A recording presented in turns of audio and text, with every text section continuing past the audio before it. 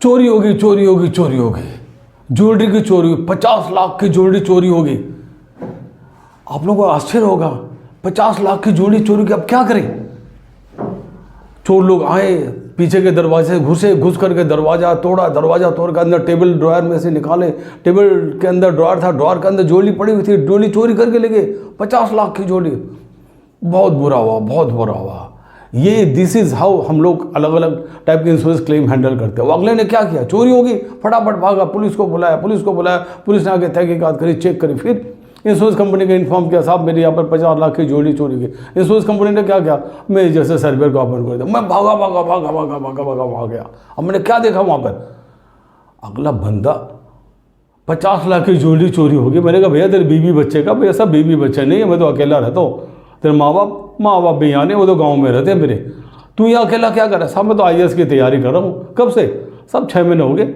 अभी मैंने प्रीलिम के एग्ज़ाम अभी मैंने दिए, मैंने देने के बाद अभी परीक्षा देने गया था, पीछे से चोर है, चोरी करके साहब लूट गया, बर्बाद हो गया। नहीं साहब, ये किसी के साथ नहीं होना चाहिए। आप लोग भी ये चीज़ समझिए, चोरी इसी तरह करके होती है। अब हुआ क्या, अब आपको कहानी बताऊँ। सबसे पहले चोरी कैसे हुई। चोर लोग जब देखे कि भी भैया बंदा 2 दिन के लिए घर से बाहर निकल गया, क्या, एग्ज़ाम देने के लिए, अपने दूसरे गांव दूसरे शहर में चला गया, और यहाँ पर घर पे कोई नहीं है, पढ़ाई लिखाई सारा करता था लड़का। पीछे से आए चोर लोग आकर के दरवाजे को पीछे से तोड़ करके अंदर आए, अंदर आके देखे कुछ नहीं, टेबल कुर्सी। बोले लड़के का वो तो पैसे तो बहुत है, कहाँ इसके पैसे? बोले शायद इसने ज्वेलरी खरीदी है इसने। ज्वेलरी देखा, टेबल का ड्रॉयर खोला, देखा कोने के अंदर एक डब्बा पड़ा था, डब्बे के अंदर 50 लाख चोर हुई, तो लॉटरी निकल गई, 50 लाख की ज्वेलरी ले गए। चोर निकल करके भाग गए, चुपचाप बाहर से निकल के चले गए, और फ्रंट का दरवाज़ा खोला भी नहीं उन्होंने, बैग से आए, बैग से ही चले गए। चोरी हो गई, बहुत बुरा हुआ, बहुत बुरा हुआ, बहुत बुरा हुआ। बेचारे बच्चे की 50 लाख की, अब आई कहाँ से चोरी? उसने क्या किया, मतलब बच्चा क्या करता, पहले IT के अंदर नौकरी करता था, अगले के 1 करोड़ रुपये अगले ने कमाए 3 साल की नौकरी करके, उसमें मुझे 50 लाख की ज्वेलरी करी, शादी ब्याह करना भैया, ओके फाइन, 50 लाख की ज्वेलरी रहेगी, अच्छी लड़की मिल जाएगी, 50 लाख की ज्वेलरी रहेगी तो fine, anybody will say yes the boy is well settled, अच्छा फाइन। अगले ने क्या किया, बोला बाजार में जाके किससे खरीदूँ, क्या खरीदूँ, नहीं पता, ज्वेलर कौन कैसी ज्वेलरी देगा नहीं देगा, भैया छोड़ो ऑनलाइन चलते हैं। ऑनलाइन जाके वो गया, ऑनलाइन जाकर के कल्याण ज्वेलर्स के पोर्टल से उसने ज्वेलरी खरीदी, ठां इनवॉइस आया, इनवॉइस का था, अगले ने state bank of India account था, वहाँ से पेमेंट किया, पेमेंट करके चला गया। 1 2 3 4 5 6 7 10 इनवॉइस बने अलग अलग, कान के, नाक के, इसके उसके, जो समझ में आया भाई ने ज्वेलरी खरीद। अब वो रखेगा कहाँ, लॉकर तो है नहीं और कुछ है नहीं, घर वाले इतने दूर है, तो बोले छोड़ो टेबल पर रख दो, कौन चोरी करेगा, किसको पता मैंने ज्वेलरी खरीदी, नोबडी नोज एक्सेप्ट मी। अब अगले ने सारा का सारा पेमेंट हो गया, सब कुछ हो गया, fine. This is one part कि अगले ने 1 नंबर में अब कल्याण ज्वेलर्स और आजकल बड़े बड़े ज्वेलर्स क्या होता है, Reliance retail, Kalyan, like that big jewellers, jewellery जब आप परचेज ऑटोमेटिकली आपको 1 साल के लिए इंश्योरेंस दे देते हैं। Very good. अगले ने बोला साहब, अगले ने अपने इंश्योरेंस ज्वेलर को फ़ोन किया, बोला साहब डोंट वरी, आपकी ज्वेलरी अभी तो आपने 3 महीने पहले तो खरीदी, आपकी ज्वेलरी का तो पूरा इंश्योरेंस है, डोंट वरी एट ऑल, आप तो इंश्योरेंस क्लेम लॉन्च करो। बोला रियली? बोला ऑनलाइन दूसरे इंश्योरेंस पॉलिसी की डाउनलोड कर ली, देख हाँ जी मेरे पास इंश्योरेंस तो है।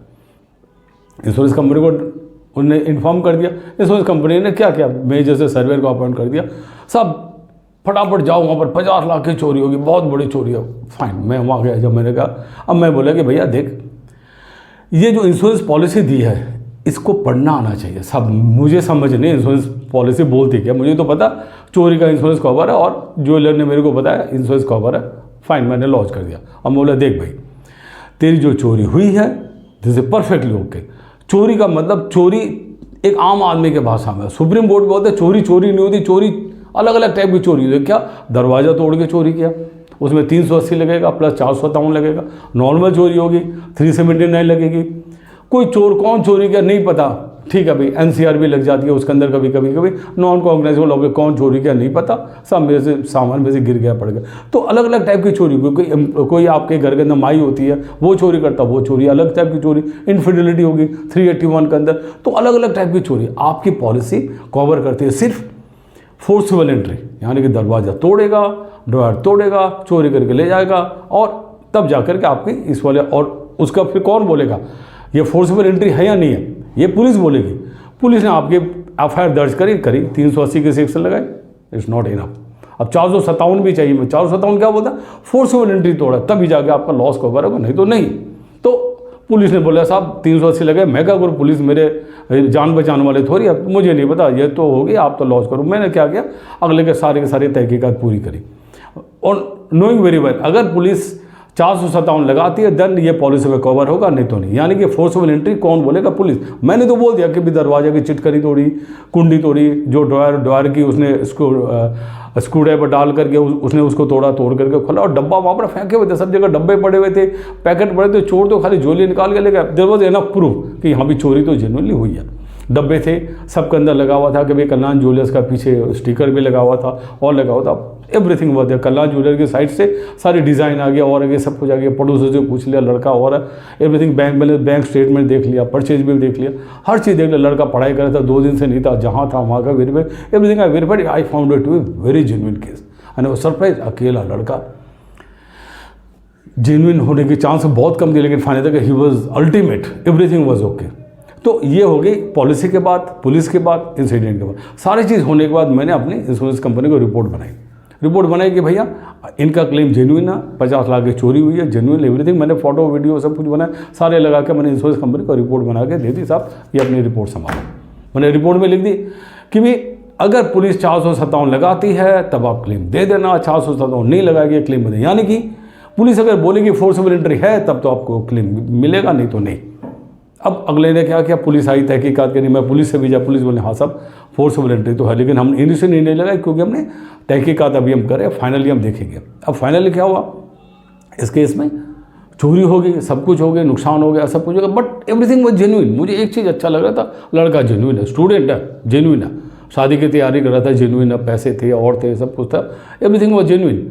कहीं कोई एक रत्ती भी कोई डाउट वाला पार्ट नहीं था। सिर्फ कमी एक ही थी कि एफआईआर में 457 सेक्शन चाहिए तब तो उसका लॉस कवर होगा। It is not a always policy.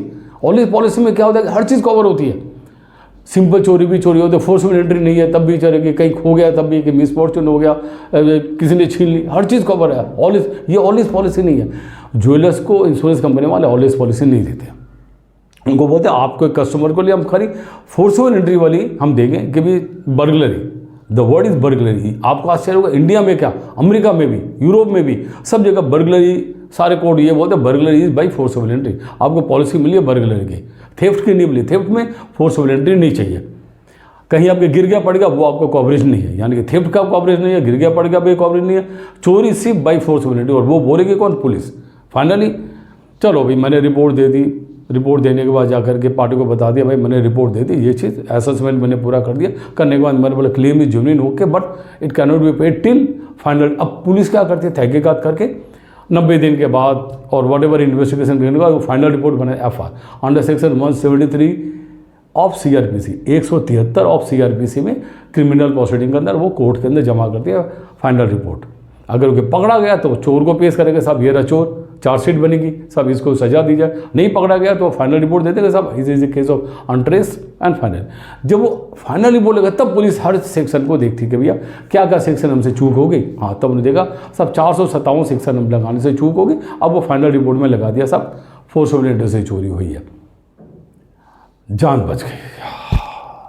कैसे, अगले को क्लेम मिल जाएगा। अब फाइनली वो जो फाइनल रिपोर्ट मेरे पास आई, मैंने पढ़ा, मैंने बोला yes sir genuine. Insurance company को मैंने फॉरवर्ड कर दिया, भैया you can now pay the claim. Insurance company बोलते हैं हमें कोई दिक्कत नहीं है, क्लेम जेन्युइन है, everything is followed, will pay. ठाटा करके पार्टी को बोला भैया ये तेरा 50 लाख का चेक ले जाओ, 50 लाख अगलों को पे कर दिया। Fine, thank you very much. एक आपसे ये केस स्टडी मैंने आज डिस्कस किया which is the most crucial, most typical. चोरी होती है, नो प्रॉब्लम एट ऑल, लेकिन इंश्योरेंस आप करवा के रखिए। धन्यवाद।